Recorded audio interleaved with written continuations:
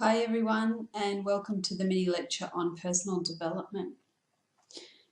So, just a bit of an overview. So if it hasn't sort of started to become apparent or clear in the course content so far, in this course we really try to avoid that checklist approach or a rules-based approach to working with diverse peoples. So instead of that, what we try to encourage you to do is to take a really sophisticated and complex approach to working with diverse populations. And this draws on the practice approaches and concepts we've covered in Module 1 and also the practice sensibilities that we've covered. But today in this mini lecture, I just want to focus a little bit more on the sort of underlying approach to teaching and learning that is featured in the course and the way that we approach working with diverse populations, not as a checklist approach, but instead as one that's underpinned by personal development. So I'm going to introduce that a bit more fully in the mini lecture and talk about the identity development cycle. So a bit of what you might be in for in terms of your study this trimester and beyond, this idea of intercultural maturation, and also a pedagogy of discomfort around this kind of learning. And we finish on talking about this idea of becoming multicultural and what that might mean and what exciting opportunities there might be for you in this trimester and beyond in terms of that area of personal development. So what do we mean by personal development? Why are we even talking about this? This is a professional program, professional degrees. When we're talking about personal development in relation to working across diversity, we're really acknowledging that the personal is professional. So there are so many personal aspects of our professional work, especially when we're working with diverse others. And it also sort of acknowledges that a lot of the learning that we do in these kinds of courses has profound effects, not just for us in our professional lives, but also, in our wider lives. So us as a citizen, us as a neighbour, us as a parent perhaps, or a child, or, our relationship with older people in our community and in our families, for example, can be affected in really positive ways by the learning in this course. But also this idea of we develop personally in relation to working with diverse others across our entire lifetimes. It's not something that can be learned in one module or one course or even in one program necessarily. It really is an ongoing openness that's required in terms of developing personally so that we can be a great and enabling practitioner with and for others. So when we're talking about working with diverse populations from a personal development perspective, we're talking about identity development of us as an individual and also us as a professional. We're talking about intercultural maturation, so becoming mature interculturally. We're talking about this idea of the pedagogy of discomfort and also this notion of becoming multicultural over time. And I guess by taking a developmental approach to the course and understanding intercultural and work with diverse groups as a developmental process, we really are talking about a process of being and becoming for the rest of our lives. There's no end point, but it's an open process of continuous development.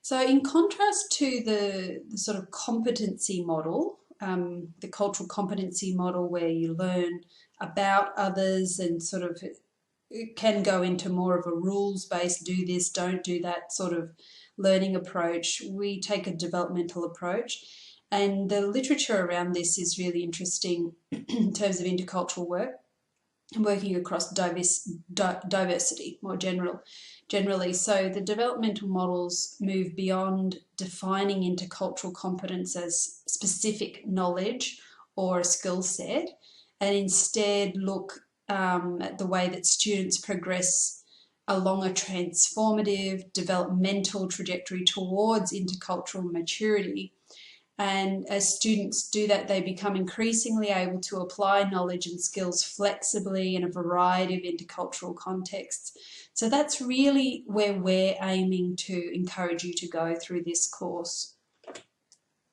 This is one model of identity development that happens through this sort of developmental approach to working across difference. And it acknowledges some important pit stops along the way that we've noticed that many students do experience. It's why we've included it. It might give you a little bit of a heads up in terms of some experiences you might have in the course in terms of your learning, but also in your broader ongoing lifelong learning. So some students can come into these courses completely naive about the lives of other people, and you know, or their knowledge of the lives of their own families and communities or the lives of others who have experienced depression can actually be a major motivating factor. So obviously naivety is not a starting point for all of our students, but it certainly can be. People just have had no reason, have had no cause, have had no opportunity to get to know and understand the lives and experiences of diverse others who are very different to their own lives and their own families. So we can have students start at that naive phase of development. We also can then move from that quite quickly often into a phase of acceptance, which can be either passive or active. And the active acceptance of developing as a person, of working across difference, of diversity even existing, can be really interesting. We have some students who activate really quickly, who are enthralled by the knowledge that they're learning.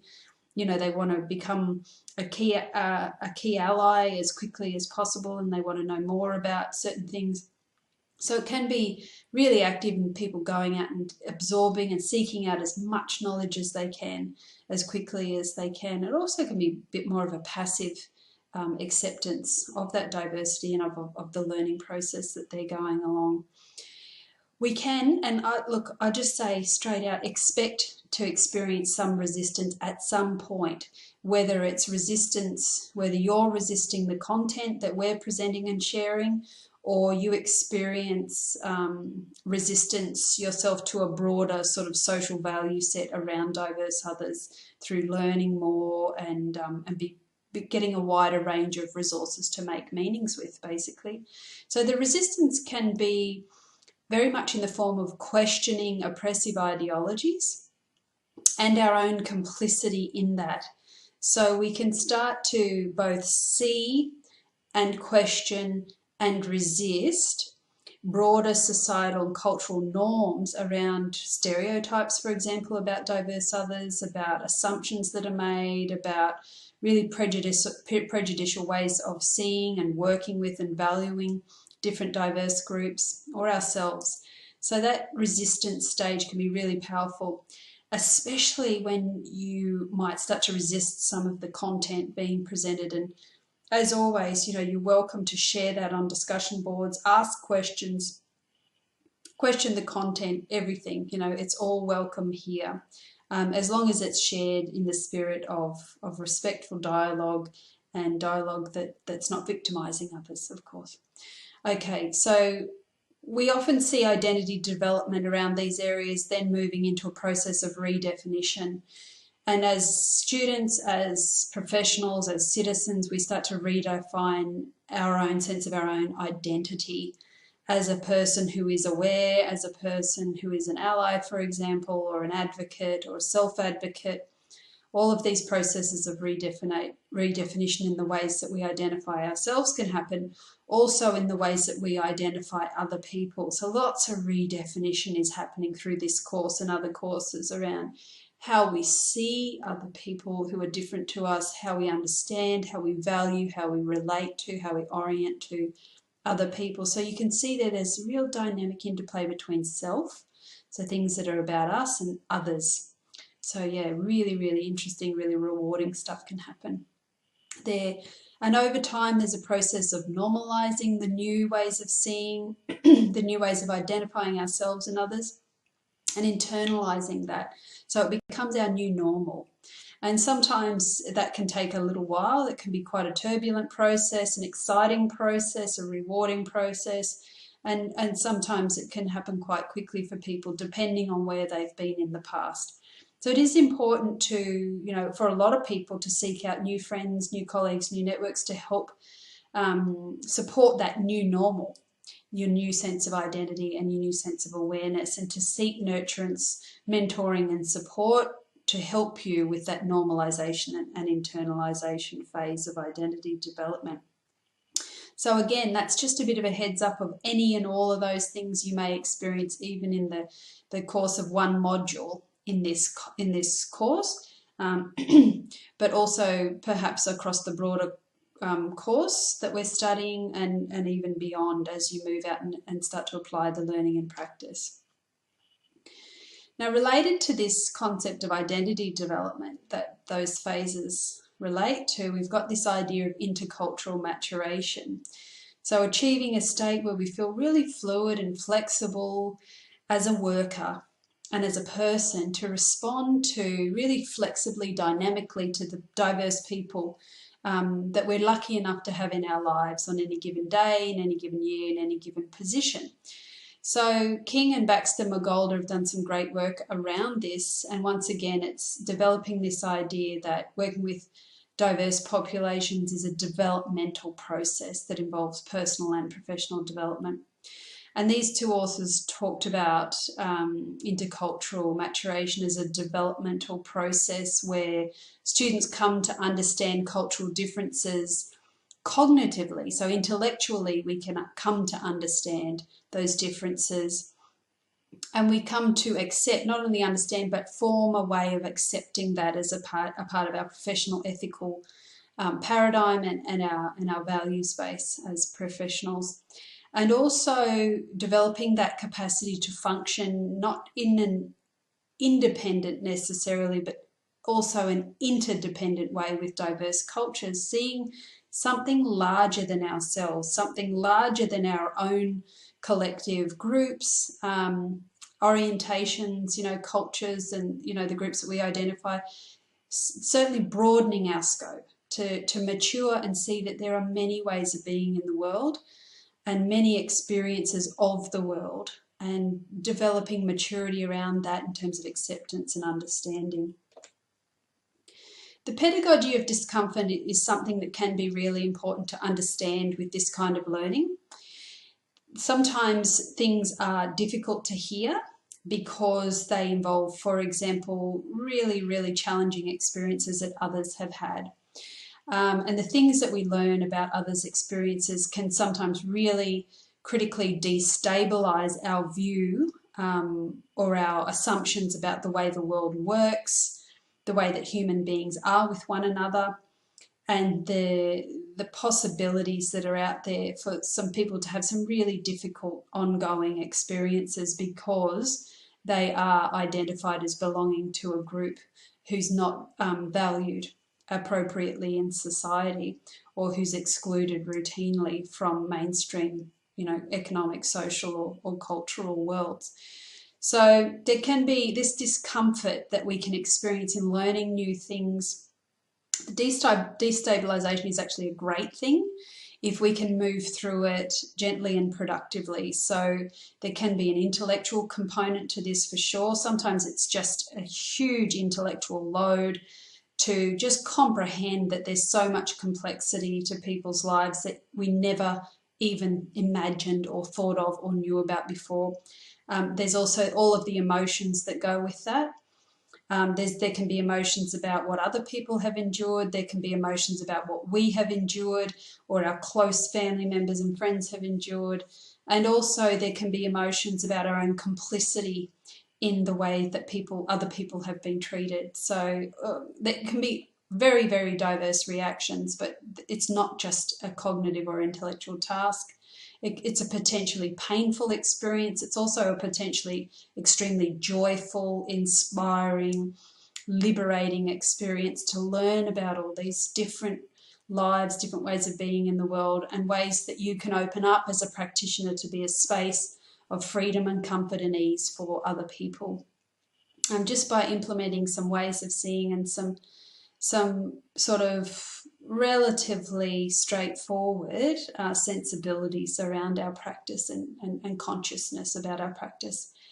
The pedagogy of discomfort doesn't have to stay in that discomfort realm. It can really lead to a sense of hope for a very different and richer future, both for ourselves and others. And the literature around pedagogy of discomfort really consistently suggests that an unsettling experience resulting in cognitive or emotional dissonance serves as a transformative trigger in the process of making sense of and developing new understandings and ways of responding to diversity. So yeah, it's finding ways to carefully find comfort with the discomfort in this kind of learning, seeking support from others wherever you can, through our discussions on the Learning at Griffith site. If you need to have a private debrief or a discussion with one of the teaching team, do that as well. Have supportive colleagues and mentors you can speak to as well. Sometimes it's really helpful for people to have a learning journal, a private journal. We don't have a journal assessment in this course, but a lot of students have found that to be a helpful comfort and companion to their learning as well, as they're engaging with this pedagogy of discomfort if it occurs. So now we're going to touch briefly on this idea about becoming multicultural, and it's something that different authors have spoken about in learning to work across difference. And once again, becoming multicultural, this idea fits within the developmental approaches to working across difference rather than the competency-based ones. So becoming multicultural has been defined as a process whereby an individual develops competencies of perceiving, evaluating, believing, and doing in multiple ways. So just have a think about those words: perceiving, evaluating, believing, and doing in multiple ways. And what does that say to you? What does that mean to you at this point in your learning? For me, it speaks a lot about opening ourselves up to multiple knowledges. And I deliberately use the plural form of knowledge there. To opening ourselves up to multiple worldviews and not just being limited to those that we've been offered within our immediate and obvious contexts of living. Now, there's a caution here around this idea of becoming multicultural that you might already be thinking along these lines, and it's written as a question at the bottom of the slide there. From a cultural humility perspective, what might be the limitations to this idea of becoming multicultural? So this idea that we can gradually over time furnish our minds with multiple cultural ways of knowing and evaluating, believing and doing and so on. Okay, but there's a lot of potential there, and this idea of becoming multicultural, almost a hybrid in ourselves, is really fascinating. So I encourage you to have a think about it and take that to the discussions on Learning at Griffith as well.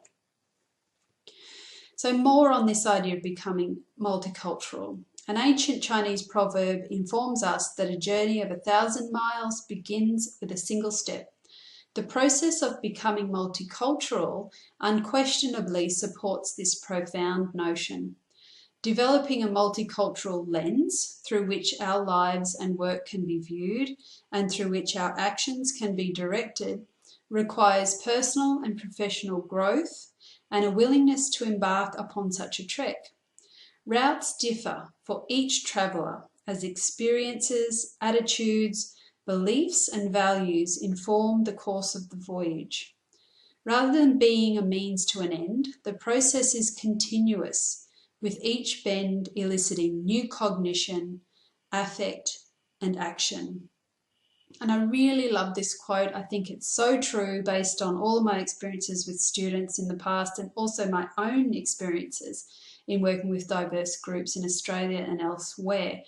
I think it's really, really important for us to be open to different knowledges, completely different ways of living and being in the world, and to see that as an opportunity, as a point of excitement and potential for us, whilst doing that with deep and profound respect and humility. So that does it for this final part of the mini lecture series for Module 1. I hope you've enjoyed it. I hope that's useful. I've presented this material to give you an idea of where you're headed, but also to point out some key stopping points that you may experience in your learning journey across the trimester. Obviously, these kinds of models won't apply to everyone. We all start at different points. We all finish at different points. And please don't feel any pressure to be this or that or experience things in any particular way as you go through the learning. We really want to hear from you, how you're going. Make sure if you do experience any discomfort that you support yourself in that and seek to engage others to support you as well, either through discussions or some private time with one of the instructors in the course to debrief on things as needed. So thanks everyone for listening, and I wish you well with your studies from here.